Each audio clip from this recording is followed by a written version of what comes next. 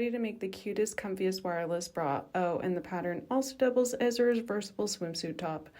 I'm using this mesh that I've been hoarding forever. I just have a few scraps left, and also this pretty lace that I'm not totally sure if it's going to work, and this micro mesh to line the front. First, we're cutting out our pieces, and the construction on this is a little bit different than the swimsuit top, so I'm just going to walk you through it.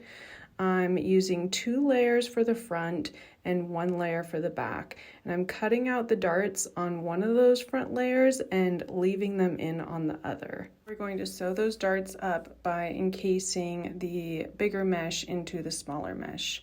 Once they're sewn up, see how it looks, we're going to pin our fabrics together, side seams, and also at the straps, which is a little different than when you're making the swimsuit top. Sew those up. You can also use a serger, but I made this entire top with my single needle, so don't be discouraged if you don't have a serger. Now I'm adding my lingerie elastic, and I'm barely pulling on it. You really don't need to pull much on this. It's really just holding it taut.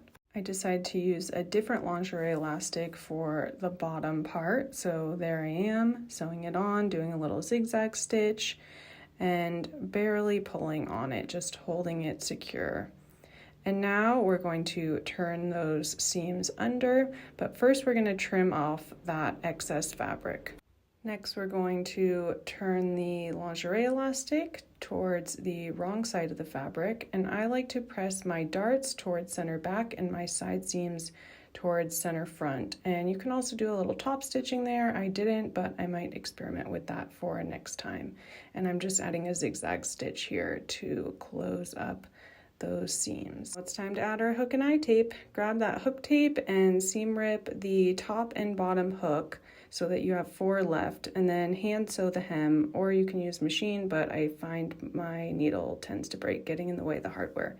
Then make sure that your hook and eye tape is lining up, and you can hem the top and bottom of the eye tape with your sewing machine. Secure that tape onto the top. We're gonna turn up our stitch length and add a little basting stitch down the middle to get it secure first. And now I'm attaching the tape from the top and the bottom and then going down the middle. And I find it's easier to line up this way.